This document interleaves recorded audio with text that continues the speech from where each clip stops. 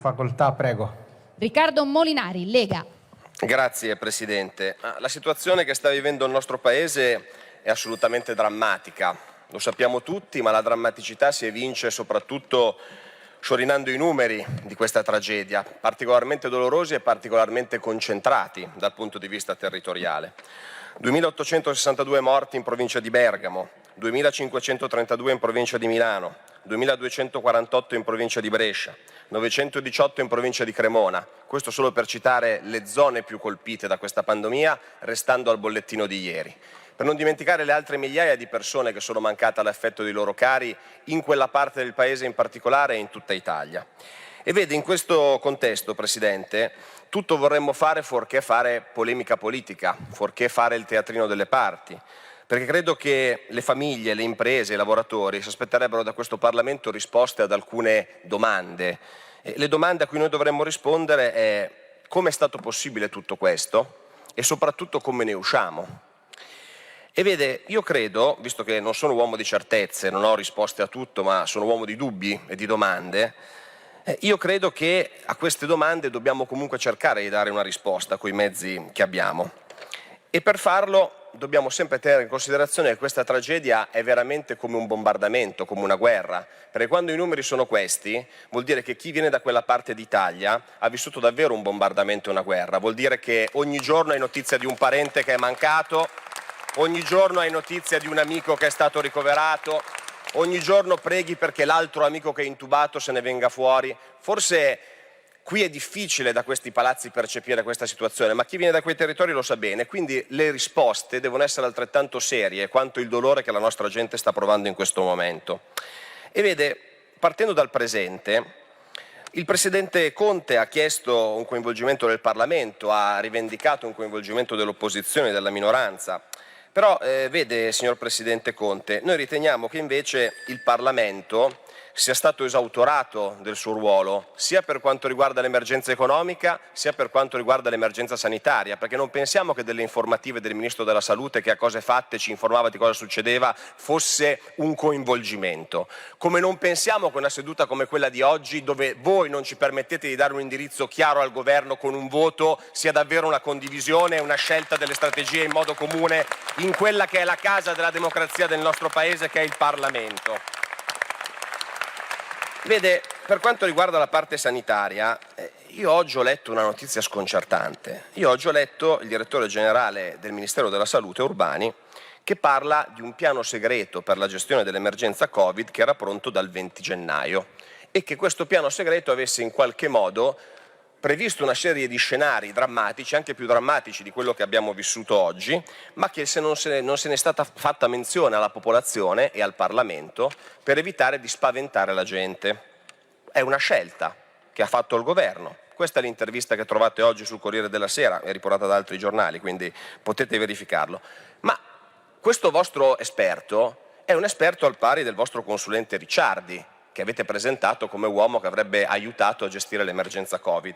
Ebbene, un'intervista di qualche tempo fa che ho letto del professor Ricciardi sostiene che la partita Atalanta-Valencia sia stata decisiva per la pandemia di Covid nella provincia di Bergamo. Allora, se due vostri esperti dicono due cose così diverse, signor Presidente, e se le iniziative che voi avete preso per contenere la pandemia non sono mai passate dal Parlamento e non sono mai state coperte da legge, se io devo dare delle risposte a quelle migliaia di famiglie che hanno perso i loro cari, secondo lei chi dobbiamo indicare come responsabile, dato che il Governo ha agito senza mai consultarsi col Parlamento? Chi dobbiamo indicare come responsabile nel momento in cui un vostro consulente dice che quella partita non si doveva giocare e un altro dice che già avevate il quadro di quello che sarebbe successo? Cosa dobbiamo dire, visto che i governatori delle regioni del nord chiedevano la quarantena perché arrivava dalla Cina e il governo ha deciso di non farlo perché l'emergenza era il razzismo e andare a mangiare gli involtini primavera?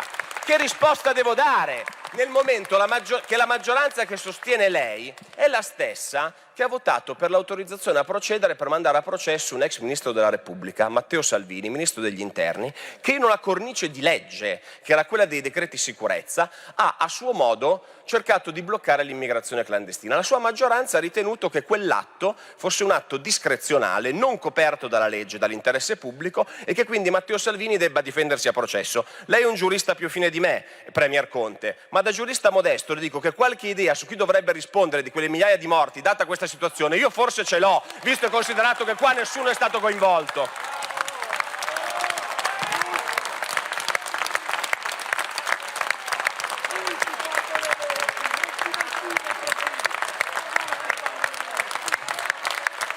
Borghi,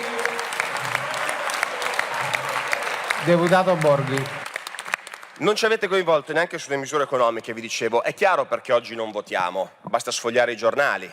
Voi vi trincerate dietro al fatto che quella dei prossimi giorni sarà una riunione informale dell'Eurogruppo, esattamente come era informale quella a cui ha partecipato Gualtieri. Probabilmente tutta la stampa internazionale europea invece si sbaglia, visto che abbiamo tutti i telegiornali che parlano della centralità di questo vertice, perché è un vertice in cui verranno confermati gli strumenti che saranno utilizzabili per affrontare la crisi Covid. Ma perché non ci fate votare? È molto semplice, perché la vostra maggioranza una linea non ce l'ha. Qual è la linea? È quella del PD, che vuole il MES, è quella del 5 Stelle, che vuole gli Eurobond, senza capire esattamente quali, perché accusa l'ex ministro Garavaglia, ma non si sono ancora accorti che gli Eurobond che dovevano essere votati al Parlamento europeo sono altra cosa rispetto a quello che ha detto lei oggi con Recovery Fund. Sono due robe diverse, caro collega Crippa, magari se le legge poi lo potrà capire anche lei.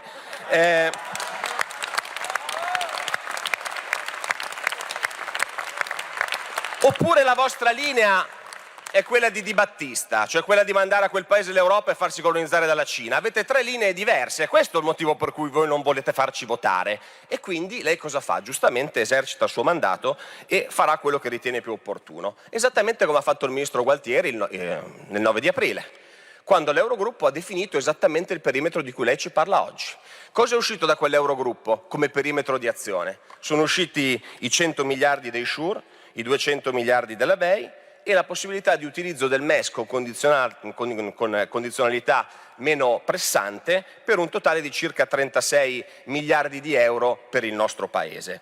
Ebbene, quando noi, signor Presidente del Consiglio, c'è anche la minoranza, c'è anche l'opposizione in Parlamento, abbiamo denunciato che quell'accordo fosse un accordo che non faceva gli interessi dell'Italia, dicendo esattamente quello che ha detto il premier olandese, tanto per intenderci, quindi non è che ci siamo inventati niente, dicendo esattamente quello che dice la politica tedesca, cioè dicendo che il nostro Paese da quella trattativa è uscita con le corna rotte. Lei che cosa ha fatto?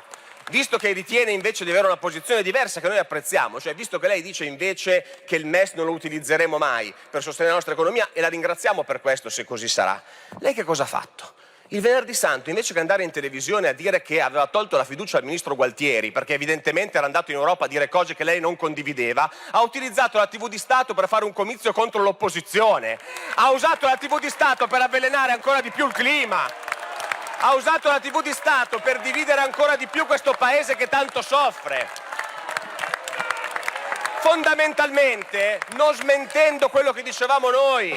Deputato Battelli, Perché lei non ci prego. può raccontare che il tema è chi ha approvato il MES nel 2012, che tra l'altro non riguarda la Lega, visto che la Lega si opponeva al governo Monti, ma il tema è chi sta decidendo che il MES adesso possa essere utilizzato per intervenire a sostenere i paesi colpiti dal Covid. E cari signori, visto che gli strumenti sono BEI, MES e SURE, e di Eurobond o Corona Bond non c'è traccia, vuol dire che questo governo sta dicendo all'Europa che se abbiamo bisogno di liquidità per spesa corrente, dal MES la prenderemo, perché non ci sono altri strumenti nell'accordo che voi avete fatto, Presidente del Consiglio. Questo doveva dire il venerdì santo in televisione. E guardi, il problema sa qual è? Che lei con quella figura, Presidente, non ha svilito soltanto se stesso, perché io sono convinto che lei da giurista sappia di aver sbagliato. Lei conosca perfettamente la differenza dei ruoli che c'è tra Parlamento e Governo e sappia perfettamente che in una democrazia l'opposizione ha il compito di fare l'opposizione, quindi denunciare anche con toni duri quello che non va quando la maggioranza dal proprio punto di vista sbaglia. Lei forse ha ceduto alla logica comunicativa del partito del suo riferimento e quindi ha commesso un grave errore dividendo il Paese. Ma vede, la cosa che più mi rammarica è che lei non ha svilito solo la sua maggioranza e se stesso, lei ha svilito l'Italia. L'Italia è una repubblica democratica, l'Italia è una democrazia compiuta con tutti i suoi difetti. L'Italia è un paese liberale, non siamo la Repubblica delle banane dove il dittatore va a fare il comizio in televisione, non siamo tantomeno la Cina che a voi piace tanto dove l'opposizione non c'è. Il Parlamento si rispetta anche in quel modo lì, non soltanto con i bei discorsi quando viene in quest'Aula.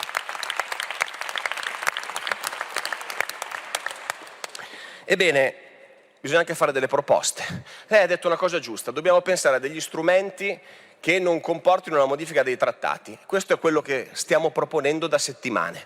Esiste già una Banca Centrale Europea? Sì. Esistono già misure che sono state avviate da Draghi poi, che sta portando avanti la nuova Presidente per l'acquisto dei titoli di Stato dei Paesi? Sì. Chi è che decide qual è il pacchetto di titoli di Stato che si devono comprare? Gli organismi a cui lei partecipa, signor Presidente del Consiglio. E allora, invece che inventarci delle modalità nuove per far strozzinare l'Italia, perché che sia la BEI, che sia un Insuro, sia il MES, sempre lì andiamo a parare, cioè inventarci metodi per cui dobbiamo recuperare i soldi che abbiamo versato pagandoci degli interessi sotto, e cari colleghi, ve lo dico in maniera chiara, non esiste la non condizionalità del MES, perché questo lo dice il Trattato del funzionamento dell'Unione Europea. Quando tu sei debitore verso il MES, sono i creditori che in qualsiasi momento decidono le condizioni. Quindi se noi prendiamo quei 36 miliardi non solo non ci basteranno per mettere a posto la sanità e non ci basteranno per mettere a posto l'economia, ma siamo certi che un domani ci troveremo la troica in casa che ci dirà di tagliare pensioni, spesa pubblica, investimenti, spesa sociale. Per 36 miliardi, quando possiamo benissimo lavorare perché ci sia un acquisto massiccio dei titoli di Stato da parte della Banca Centrale Europea che monetizzi il debito, esattamente come sta facendo la Fed negli Stati Uniti, esattamente come stanno facendo le banche centrali di tutto il mondo, e avviare una campagna di acquisto dei titoli di Stato italiani, anche qua Presidente del Consiglio, incentivando i risparmiatori ad acquistarli,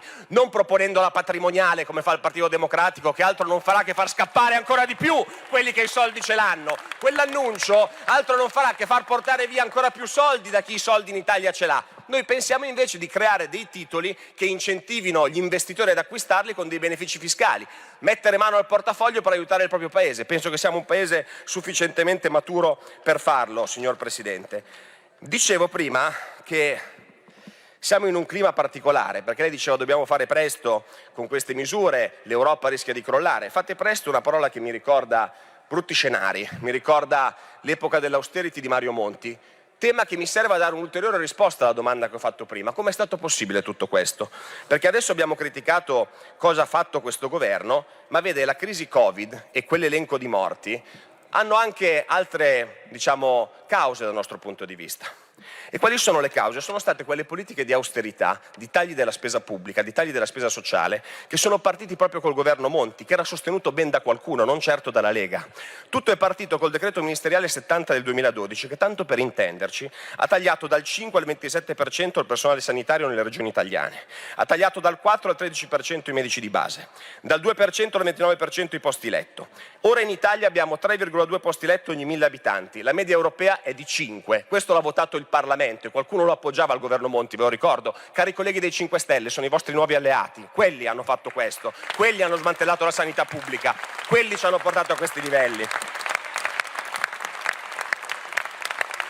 Le terapie intensive, 2,6 ogni 1000 abitanti, siamo 19esimi in Unione Europea e diciamo grazie ai governatori delle regioni del nord che sono stati capaci in queste settimane di raddoppiarli e di affrontare l'emergenza nonostante questo, nonostante i tagli fatti da Roma e dal governo centrale, signor Presidente del Consiglio. Quindi, Presidente, volendo tirare le somme, noi possiamo dire che quelle famiglie sono sicuramente morte per una pandemia difficile da gestire, ma queste persone hanno perso la vita e tante persone, tante famiglie stanno soffrendo nel nostro Paese anche perché sono vittime non solo di Covid, ma sono vittime anche di ordoliberismo, di austerità, di capitalismo globalizzato. Perché vede, non solo abbiamo fatto quei tagli alla sanità e alla spesa sociale, pensiamo anche ai tagli alle pensioni, quando lei con determinazione, grazie anche al nostro appoggio, andava in Europa a battersi per le pensioni per la povera gente, quando si è battuto per la quota 100, quel Premier Conte ci piaceva, non ci piace quello che invece ci viene a raccontare che il MES va bene e che ci possono essere gli Eurobond che non ci sono. Ma le dicevo, Quelle persone sono mancate di austerità e di globalizzazione. Ci siamo resi conto in questa fase quanto il dramma dell'operaio che perde il lavoro perché la fabbrica delocalizza in Cina o in Sud America, il dramma dell'imprenditore che deve chiudere la fabbrica perché non può più fornire pezzi di ricambio, non ha più clienti perché qualcuno ha delocalizzato, non è soltanto il dramma di chi vive il momento.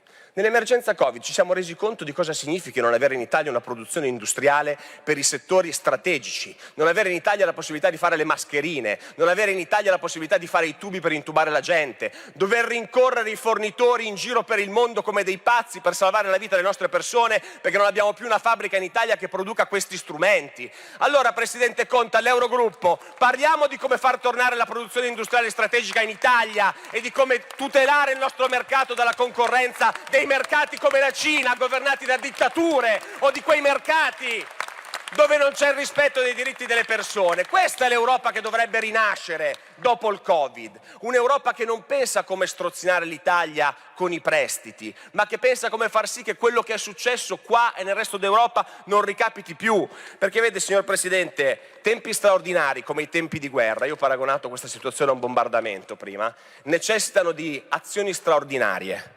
Se noi cerchiamo di affrontare la guerra e l'emergenza in maniera ordinaria, saremo sopraffatti dagli eventi. E vede, noi prima che parlamentari di opposizione siamo cittadini di questo Paese, questo non ce lo auguriamo, ma mi permetta di dire che il fatto che la massima espressione dei cittadini, cioè il Parlamento, il luogo della democrazia, la sede della rappresentanza popolare, non possa esprimersi neanche oggi per dirle cosa fare, purtroppo non ci lascia ben sperare. Il governo ha avviato tardi e in maniera confusa le prime misure di questa tragedia che è una vera e propria guerra, lo dice Molinari della Lega. Prossimo intervento, Maria Stella Gelmini, Forza Italia.